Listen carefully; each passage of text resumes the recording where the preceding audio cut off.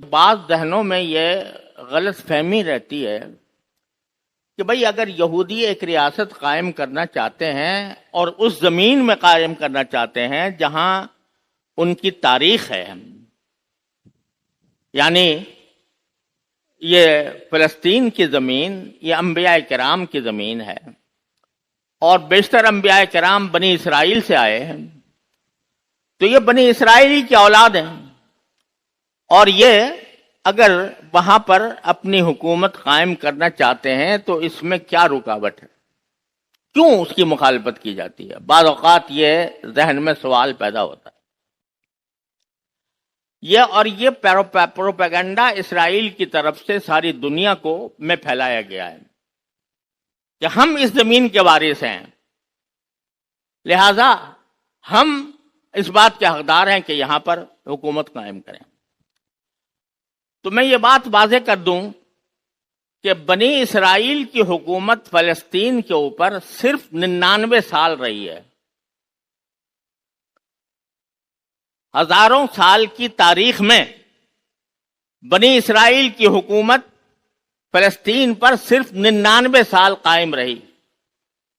اس سے پہلے جو فلسطین کے جو اصل باشندے ہیں وہ کنعانی ہیں، اور کنعانی یہ وہ قوم ہے جو جزیرے عرب سے منتقل ہو کر فلسطین میں آ کر آباد ہوئی تھی۔ گویا شروع سے اس کی جو ابتدا ہے وہ عربوں سے ہوتی ہے جو وہاں سے منتقل ہو کر فلسطین میں آباد ہوئے تھے، اور صدیوں وہ اس میں قائم رہے۔ اس کے بعد حضرت موسیٰ علیہ السلام کی تشریف آوری کے بعد حضرت سموئیل علیہ السلام کی سرکردگی میں فلسطین کو فتح کیا گیا، اور اس وقت سے لے کر 99 سال بنی اسرائیل نے حکومت کی۔ اگرچہ وہ حکومت ٹوٹتی پھوٹتی رہی اور اس کے اندر مختلف دراڑیں پڑتی رہیں، خود ان کی بدعمالیاں جو ہیں وہ انہوں نے انبیاء کرام کو قتل کیا۔ اس میں قرآن کریم میں اس کی صراحت ہے کہ اپنے دور حکومت میں انہوں نے انبیاء کرام کو قتل کیا۔ اب بھی ان کی تاریخ جو عہد نامہ قدیم بائبل کے اندر موجود ہے اس میں یہ موجود ہے کہ ہزاروں انبیاء کا قتل کیا ہے انہوں نے اس 99 سال کی تاریخ میں۔ 99 سال حکومت کرنے جو آخری حکومت ختم ہوئی یہودیوں کی فلسطین کے اوپر، اس کو 1800 سال بیت چکے ہیں، 1800 سال۔ اس 1800 سال کے دوران ایک لمحے کے لیے یہودی حکومت وہاں پر موجود نہیں رہی فلسطین پر، ایک لمحے کے لیے 1800 سال۔ اب ایک آدمی یہ کہتا ہے کہ جی 1800 سال کے بعد کیونکہ میرے آباء و اجداد 99 سال وہاں پر مقیم رہے تھے، لہذا میں حقدار ہوں کہ یہاں پر حکومت کروں، اور اس وقت جو باشندے ہیں ان کو باہر نکال کر باہر کروں اور میں حکومت کروں۔ یہ فلسفہ اگر ایک مرتبہ تسلیم کر لیا جائے تو بتاؤ موجودہ دنیا کا کیا حال بنے گا؟ پھر ریڈ انڈینز کہیں گے کہ امریکہ کے اوپر تو صدیوں ہماری حکومت رہی ہے ریڈ انڈینز کی، اور اس کو بہت زیادہ عرصہ بھی نہیں گزرا، 1800 سال بھی نہیں گزرے، تو اب ہمارا حق ہے کہ ہم امریکہ کے باشندوں کو امریکہ سے نکال کر ریڈ انڈینز کی حکومت قائم کریں۔ اور پھر ایک ملک کے اوپر موقوف نہیں، ساری دنیا کے ممالک میں یہ اگر اصول تسلیم کر لیا گیا تو موجودہ جو دنیا ہے وہ تو ختم ہو جائے گی، اور وہ 1800 سال پہلے کے لوگ آ کر آباد ہوں اور آباد ہو کر اپنی زمین سے موجودہ باشندوں کو نکالیں، یہ آخر کوئی تسلیم کر سکتا ہے دنیا کے اندر؟ لیکن یہ فلسفہ صرف اسرائیل کے حق میں تسلیم کیا گیا، جبکہ اسرائیل یعنی بنی اسرائیل اور یا یہودی دنیا کے مختلف ملکوں میں پھیلے ہوئے تھے. کوئی انگلینڈ میں، کوئی فرانس میں، کوئی سوئٹزرلینڈ میں، کوئی فلاں ملک میں، کوئی روس میں. اور کہتے ہیں یہ سب جمع کر کے اکٹھے لا کر یہاں پر بسائے جائیں گے، اور یہاں بسانے کے لیے اگر یہاں کے باشندوں کا قتل عام کرنا پڑا تو قتل عام بھی کیا جائے گا. چنانچہ سن 1948 کے اندر یہ سب سے زیادہ اس میں حصہ برطانیہ کا اور اس کے ساتھ امریکہ کا، انہوں نے مل کر یہ اس ناجائز بچے کی پرورش کرنی شروع کی. سن 1948 میں اسرائیل کا اعلان کیا گیا. ادھر اسرائیل میں جو اس وقت کا وزیر اعظم بنا تھا بن گوریون، اس نے ادھر اعلان کیا اسرائیل کی ریاست قائم ہونے کا. اس کے 2 گھنٹے کے بعد امریکہ نے فوراً تسلیم کر لیا کہ ہاں ہم اس ریاست کو مانتے ہیں.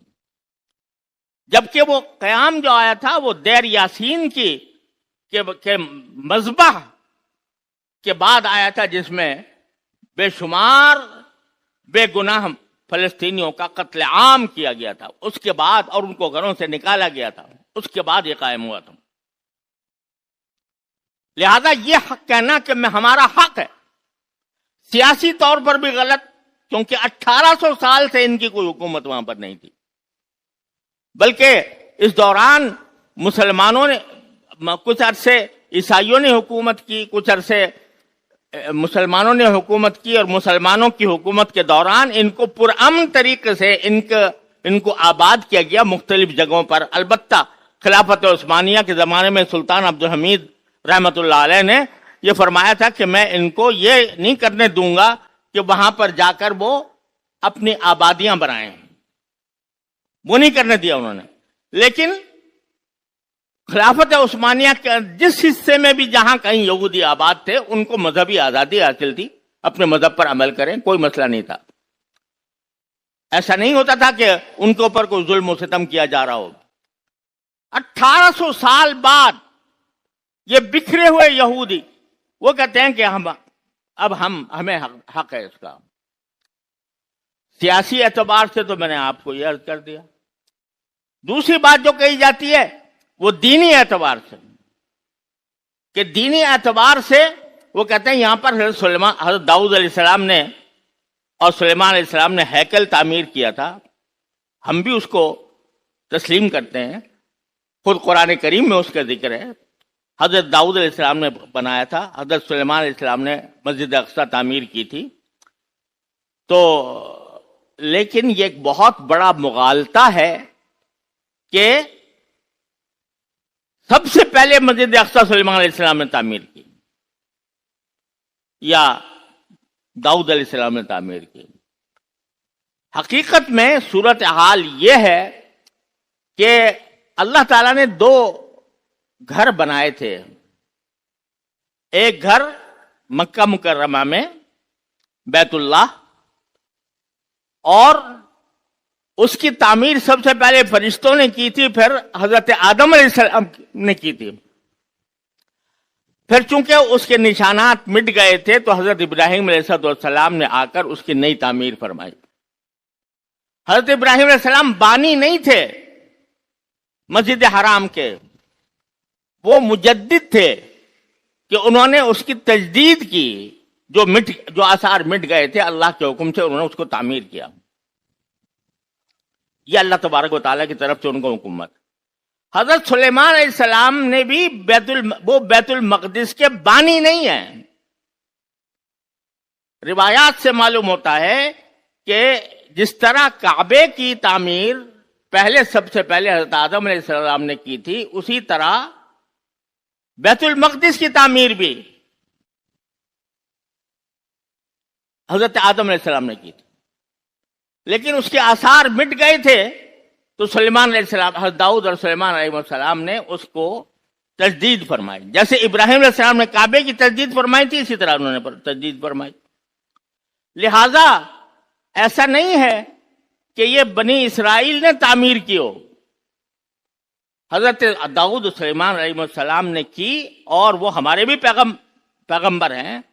تو اس لیے اس کی بنا پر یہودیوں کو اس پر دعویٰ کرنے کا کوئی حق نہیں پہنچتا، جبکہ ان کی تورات، جس کو تورات کہتے ہیں وہ، یا جس کو عہد نامہ قدیم کہتے ہیں، بلکہ کہ اس کے اندر یہ مذکور ہے کہ سلیمان علیہ السلام آخر میں مرتد ہو گئے تھے، کافر ہو گئے تھے، بت پرستی شروع کر دی تھی، اختیار کر لی تھی۔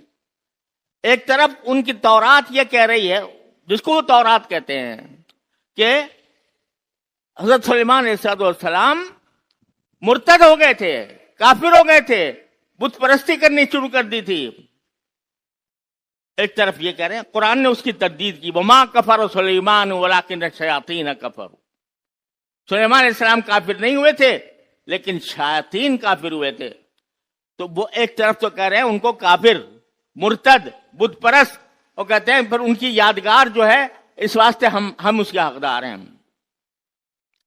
تو نہ دین سیاسی اعتبار سے ان کا کوئی حق بنتا ہے، نہ دینی اعتبار سے کوئی حق بنتا ہے، لیکن انہوں نے، امریکہ اور برطانیہ نے عالم اسلام کو منتشر کرنے کے لیے اور عالم اسلام کے دل میں لا کر ایک ناسور پیدا کرنے کے لیے اسرائیل کو قائم کیا، اور اس وقت سے مسلسل بغیر کسی توقف کے وہ وہاں کے باشندوں، فلسطینیوں پر ظلم و ستم کے پہاڑ ڈھو رہا ہے۔